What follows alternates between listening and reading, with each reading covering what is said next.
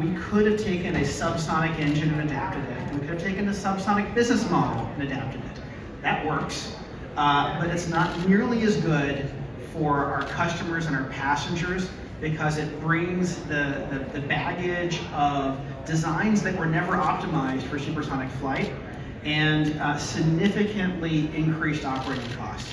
So we took this approach because it is the best approach for our customers, for our passengers, to be able to deliver on reliable, economical supersonic flight. What was the timing of that? When did you make the decision to go this way instead of the other way? Well, we've studied for several years what the propulsion system for Overture needs to be able to do. And we did that alongside some of the best engine companies in the world.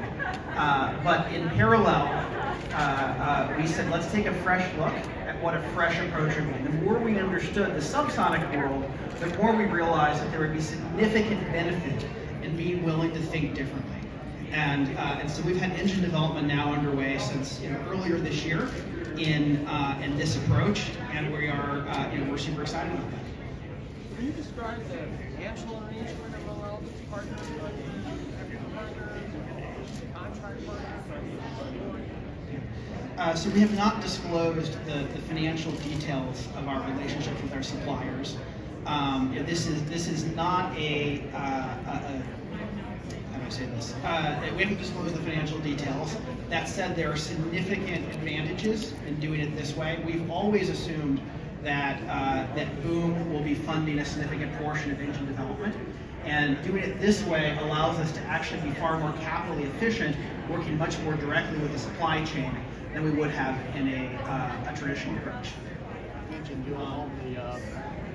So when it comes to jobs, right? I understand that these programs involve a lot of high-tech jobs, a lot of engineering and stuff like that. How many more new jobs, even if they are high-tech jobs, will be produced from this program and so how many more jobs is the engine program create? Yeah, so it will absolutely enable new jobs. And that said, it's too early to put a number on it. And over time, we're going to announce where and how we are assembling the Symphony engine and the job creation that will go alongside that. But I expect this to be a significant number of high-quality jobs, both on the engineering side as well as on the technical side for assembling the engine and maintaining it all around the world. Those will be Boom employees? Sorry, can you re-ask the question? Those employees, what passengers say about demand. It's hard to find a passenger that isn't excited about supersonic. We do an annual survey to check in on what passengers are saying, and we refreshed it this year with the biggest numbers we've ever seen. 97% of passengers who fly first class or business class subsonic today are excited and want to buy a supersonic ticket. 87% of them would be willing to switch away from their preferred airline in order to access supersonic flight. These are numbers unlike anything I've ever seen in my career.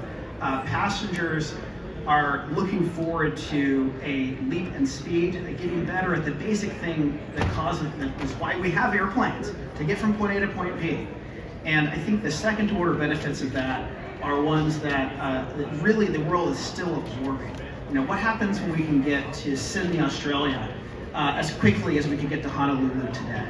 What happens when crossing the Pacific is as easy as crossing the Atlantic today?